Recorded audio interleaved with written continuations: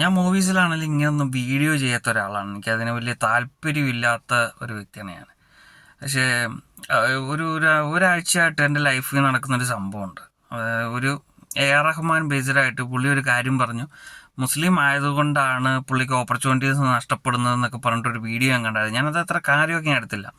അപ്പോൾ കഴിഞ്ഞ ഒരു 2 ആഴ്ചയായിട്ട് മുംബൈ ബേസ്ഡ് ആയിട്ടുള്ള മഹാരാഷ്ട്രയിലുള്ള ഒരു വാക്കേഴ്സ് പ്രൊഡക്ഷൻ കമ്പനി എന്ന് പറഞ്ഞിട്ടൊരു കമ്പനി എന്നെ കോൺടാക്ട് ചെയ്യുന്നുണ്ടായിരുന്നു.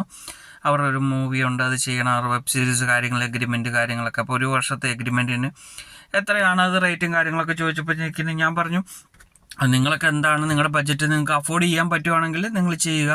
അത് എനിക്ക് അതിൻ്റെ റെമോണ്ടേഷനൊന്നും ഞാൻ പറയുന്നില്ല, അതെന്താണെന്ന് വെച്ചാൽ നിങ്ങൾ ചെയ്യാനൊക്കെ പറഞ്ഞു. അപ്പോൾ പറഞ്ഞു 25 lakhs തരാം ഒരു ഷൂട്ടിന്, ഒരു മൂവിയുടെ ഷൂട്ടിന് 25 lakhs തരാമെന്ന് പറഞ്ഞപ്പോൾ ഞാൻ പറഞ്ഞു ഓക്കെ. കാരണം എനിക്ക് കേരളത്തിൽ നിന്ന് എനിക്ക് അത്രയും കിട്ടുന്നില്ല, അപ്പോൾ അത് എനിക്ക് ഓക്കെ ആണെന്ന് ഞാൻ പറഞ്ഞു, എല്ലാം പറഞ്ഞു.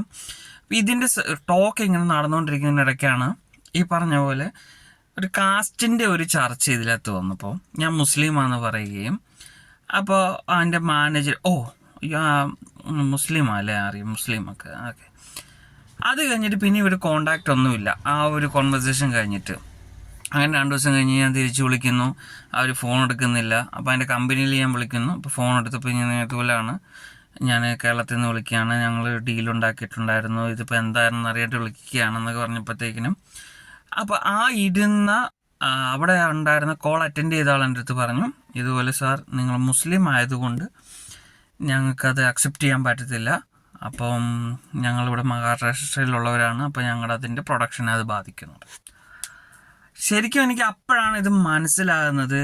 ഈ കേരളം വിട്ട് കഴിഞ്ഞാലും, കാരണം നമ്മൾ കുറേ ഒരു ഹിന്ദിയിലാണെങ്കിലും തമിഴിലാണെങ്കിലും തെലുങ്കിലും കുറേ വർക്ക് ചെയ്തിട്ടുണ്ടെങ്കിലും ഒരു ജാതി ബേസ്ഡ് ഇത് വരുമ്പോൾ, ഒരു കാസ്റ്റിൻ്റെ കാര്യം ഇത് വരുമ്പോൾ എത്രത്തോളം എഫക്റ്റ് ആവുമെന്ന് എനിക്കിത് ഇപ്പം മനസ്സിലായിട്ടുണ്ട്.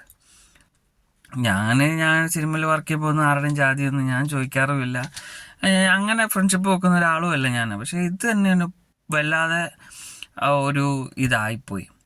അപ്പം AR റഹ്മാൻ അന്ന് പറഞ്ഞപ്പോൾ പലരും അദ്ദേഹത്തെ ട്രോൾ ചെയ്യുകയും, സൽമാൻ ഖാനും ഷാറൂഖ് ഖാനും ഒക്കെ ആണല്ലോ ഇപ്പോൾ ഹിന്ദി ഭരിക്കുന്നതെന്നൊക്കെ പറഞ്ഞിട്ടുള്ളൊരു വീഡിയോ ഒക്കെ വന്നിട്ടുണ്ടായിരുന്നു. പക്ഷെ അങ്ങനെയല്ല, അവരുടെ ഉള്ളിൽ ഈ ഒരു കാസ്റ്റിൻ്റെ ഒരു കാര്യം എപ്പോഴും അവർക്കുണ്ട്. സോ അതുകൊണ്ട് ഞാനൊരു മാനസികമായിട്ട് ഞാനൊരു ഇച്ചിരി ബുദ്ധിമുട്ടിലാണ്, ഒരു ഡിപ്രഷനൊക്കെ അടിച്ചിട്ടിരിക്കുകയാണ്. ഞാനിങ്ങനെ ഒരു വീഡിയോ ഒരിക്കലും ചെയ്യാത്തതാണ്, പക്ഷെ എനിക്ക് പറ്റണില്ല. അത് കാരണം അത് പൊതുസമൂഹത്തിനോടത് പറയണം. ഒരു കേരളം വിട്ട് കഴിഞ്ഞാൽ, അല്ലെങ്കിൽ ഒരു സൗത്ത് ഇന്ത്യ വിട്ട് കഴിഞ്ഞാൽ ഇവർക്ക് ഏറ്റവും വലുത് ജാതിയാണ്. നോർത്ത് ഇന്ത്യൻസിന് ഏറ്റവും വലുത് ജാതിയാണ്. ആ സ്പിരിറ്റ് അവർക്ക് എപ്പോഴും ഉണ്ട്. അത് വെച്ചിട്ട് നമ്മളെ അവർ അക്സെപ്റ്റ് ചെയ്യത്തുള്ളൂ എന്നുള്ള കാര്യം ചെറിയ രീതിയിലൊക്കെ അറിയാമായിരുന്നു. പക്ഷേ ഇതിപ്പോൾ ഭയങ്കരമായിട്ട് തന്നെ കാരണം ഈ ഒരു വർക്ക് കാര്യങ്ങളൊക്കെ വരുമ്പോഴത്തേക്കും നമ്മൾ കുറേ പ്ലാൻ ഉണ്ടാവുമല്ലോ, അത് പിന്നെ നഷ്ടപ്പെടുമ്പോഴത്തേക്കിനും അതിനുണ്ടാകുന്നൊരു ഭയങ്കര ഡിപ്രഷൻ ഉണ്ടാവുമല്ലോ ഒരു മനുഷ്യനായാലും. അപ്പോൾ എനിക്കത് ഇങ്ങനൊരു വീഡിയോ ചെയ്യാണ്ട് ഇപ്പോഴും എന്താണെന്ന് എനിക്കറിയത്തില്ല. പക്ഷേ ഇത് ഇങ്ങനെയാണ്, ഇതിൻ്റെ ഒരു AR റഹ്മാൻ ഇങ്ങനെ പറഞ്ഞതിൻ്റെ കാര്യം ഇതാണ്. നോർത്ത് ഇന്ത്യയിൽ ഇതിങ്ങനെ ജാതിവൽക്കരണം നടക്കുന്നുണ്ട്, അവരങ്ങനെയുള്ള ആൾക്കാരെ അവരെടുക്കത്തുള്ളൂ. അപ്പോൾ അങ്ങനെയൊക്കെ വരുമ്പോൾ മൊത്തത്തിൽ നമുക്കൊരു ഡിപ്രഷൻ ആവുന്നുണ്ട് ഈ പരിപാടി.